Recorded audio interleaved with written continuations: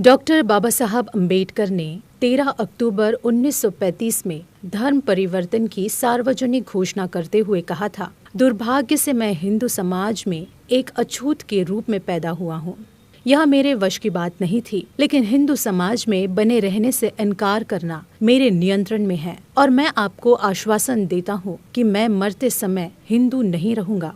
बाबा साहेब ने ये घोषणा कोई जल्दबाजी में नहीं की थी, बल्कि बहुत सोच विचार कर यह निर्णय लिया था। बाबा साहेब ने हिंदू समाज को सुधारने, समता तथा सम्मान प्राप्त करने के लिए तमाम प्रयत्न किए, परंतु सवर्ण हिंदुओं का हृदय परिवर्तन न हुआ। उल्टे उन्होंने निंदित किया, देशद्रोही कहा और यहाँ तक कि उन्हें हिंदू धर्म विनाशक कहा गया। तभी बाबा साहब ने कहा था, हमने हिंदू समाज में समानता का स्तर प्राप्त करने के लिए हर तरह के प्रयत्न और सत्याग्रह किए, परंतु सब निरर्थक सिद्ध हुए। हिंदू समाज में समानता के लिए कोई स्थान नहीं है।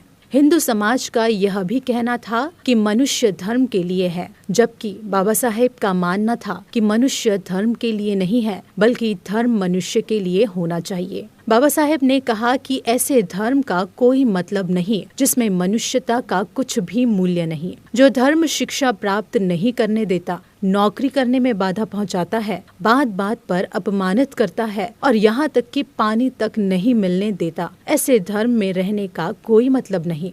बाबा साहब ने हिंदू धर्म त्यागने की घोषणा किसी भी प्रकार की दुश्मनी व हिंदू धर्म के विनाश के लिए नहीं की थी, बल्कि उन्होंने इसका फैसला कुछ मौलिक सिद्धांतों को लेकर किया, जिनका हिंदू धर्म में बिल्कुल तालमेल नहीं था। बाबा साहब के धर्म परिवर्तन की घोषणा के बाद हैदराबाद के मुस्लिम धर्म के निजाम से लेकर कई ईसाई मिशनरियों ने उन्हें करोड़ों रुपए का प्रलोभन भी दिया और उन्होंने सभी को ठुकरा दिया। निसंदेह वो भी चाहते थे कि दलित समाज की आर्थिक स्थिति में सुधार हो, पर पराये धन पर आश्रित होकर नहीं, बल्कि उनके परिश्रम और संगठन होने से ही स्थिति में सुधार आए। इसके अलावा बाबा साहेब ऐसे धर्म को चुनना चाहते थे जिसका केंद्र मनुष्य और नैतिकता हो, उसमें स्वतंत्रता, समता और बंधुत्व हो। वो किसी भी हाल में ऐसे धर्म को नहीं अपनाना चाहते थे जो वर्ण भेद तथा छुआछूत की बीमारी से जकड़ा हो, और न ही वो ऐसा धर्म चुनना चाहते थे जिसमें अंधविश्वास तथा पाखंडवाद हो।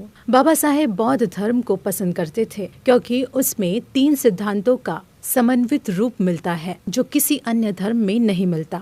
बौद्ध धर्म प्रज्ञा यानी अंधविश्वास तथा अति प्रकृतिवाद के स्थान पर बुद्धि का प्रयोग, करुणा यानी प्रेम और समता यानी समानता इसकी शिक्षा देता है। उनका कहना था कि मनुष्य इन्हीं बातों को शुभ तथा आनंदित जीवन के लिए चाहता है। देवता और आत्मा समाज को नहीं बचा सकते। बाबा साहेब के अनुसार सच्चा धर्म वो ही है जिसका केंद्र मनुष्य और नैतिकता हो, विज्ञान अथवा बौद्धिक तत्व पर आधारित हो, न कि धर्म का केंद्र ईश्वर, आत्मा की मुक्ति और मोक्ष हो। साथ ही उनका कहना था कि धर्म का कार्य विश्व का पुनर्निर्माण करना होना चाहिए, न कि उसकी उत्पत्ति और अंत की व्याख्या करना।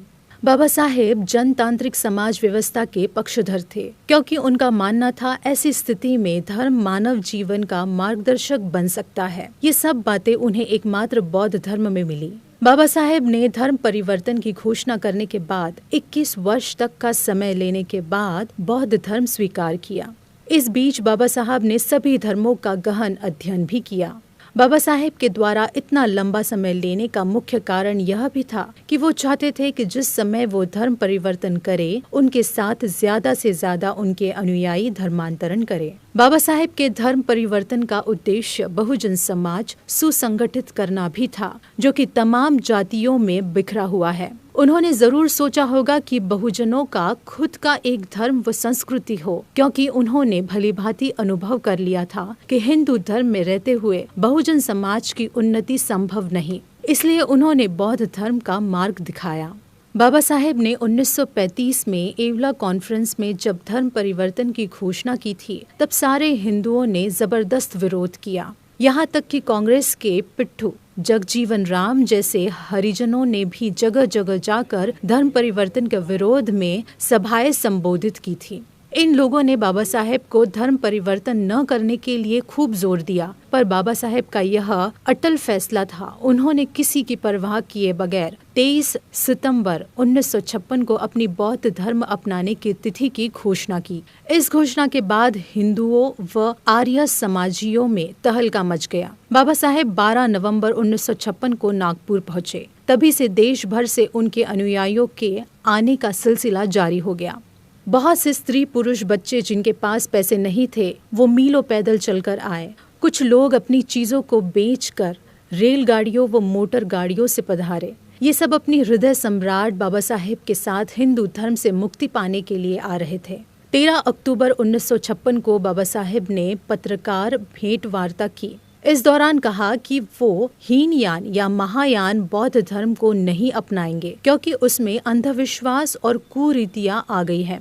इसलिए वो बुद्ध की शिक्षाओं का ही अनुसरण करेंगे, जिसे नवयान नाम दिया गया। उन्होंने सभी को नवयान के रूप में एक शुद्ध बौद्ध धर्म दिया, जिसमें अंधविश्वास और कुरीतियों का कोई स्थान नहीं। 14 अक्टूबर 1956 को सुबह बाबा साहेब जल्दी उठे और नहा धोकर दीक्षा भूमि की ओर रवाना हो गए। मार्ग में दोनों तरफ बेशुमार भीड़ थी। लोगों में बड़ा उत्साह था। आकाश बुद्ध और बाबा साहेब की जय से गूंज रहा था। सभी लोग प्रसन्न थे। बाबा साहेब जैसे ही पंडाल पहुंचे, उन्हें मंच पर ले जाया गया। एक हाथ में लाठी और दूसरे हाथ में वे रत्तू के कंधे पर रखकर खड़े हुए।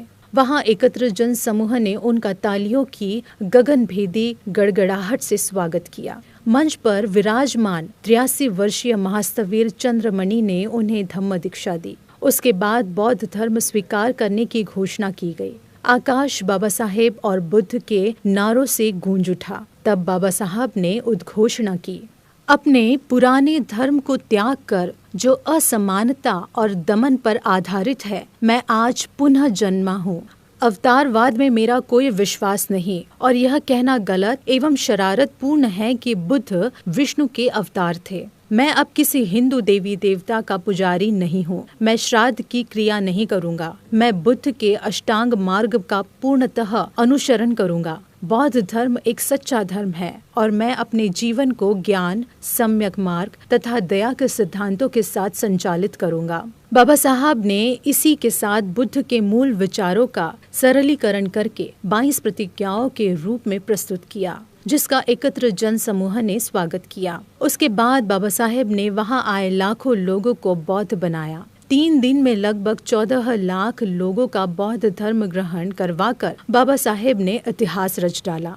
उसके बाद बाबा साहेब को नेपाल में राजा महेंद्र ने उन्हें काठमांडू में होने वाले बौद्ध सम्मेलन में आमंत्रित किया। बाबा साहेब का स्वास्थ्य उस समय बहुत खराब था, पर उनके अनुयायियों ने उन्हें वहां जाने के लिए राजी कर लिया। 14 नवंबर 1956 को वो काठमांडू के लिए साथियों के साथ रवाना हुए। 15 नवंबर को राजा महेंद्र द्वारा बौद्ध सम्मेलन का उद्घाटन किया गया। नेपाल सरकार ने उस दिन को छुट्टी का दिन घोषित कर दिया। बाबा साहेब जब वहां बोले तो संपूर्ण भीड़ ने उनका जय घोष किया और उनका जबरदस्त स्वागत हुआ। जबकि भारत में बौद्ध धर्म अपनाने के बाद उनका किसी भी हिंदू नेता व विद्वान ने स्वागत नहीं किया था। वहां पर उमड़ा जन समूह चाहता था कि बाबा साहेब कार्ल मार्क्स और बुद्ध पर भाषण दे। तब उन्होंने मार्क्स और बुद्ध की विचारधारा में भेद भी बताया। 2 दिसंबर 1956 को अशोक विहार में दलाई लामा इनके स्वागत में जो बौद्ध गया में बुद्ध की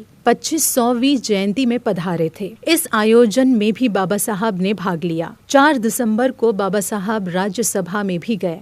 इसके बाद बाबा साहेब को 16 दिसंबर को बॉम्बे में धर्म परिवर्तन की दीक्षा देने के लिए जाना था, जहां वो नहीं जा सके। उससे पहले ही उनका 6 दिसंबर 1956 को परिनिर्वाण हो गया। बाबा साहेब ने अपना सारा जीवन शोषित वंचित समाज के उद्धार के लिए समर्पित कर दिया था और 14 अक्टूबर 1956 को बौद्ध धर्म के रूप में मार्ग बताकर हमें नया जीवन प्रदान किया। इसलिए हमारा भी कर्तव्य है कि उनके प्रबुद्ध भारत के सपने को साकार करने में अपना योगदान दें।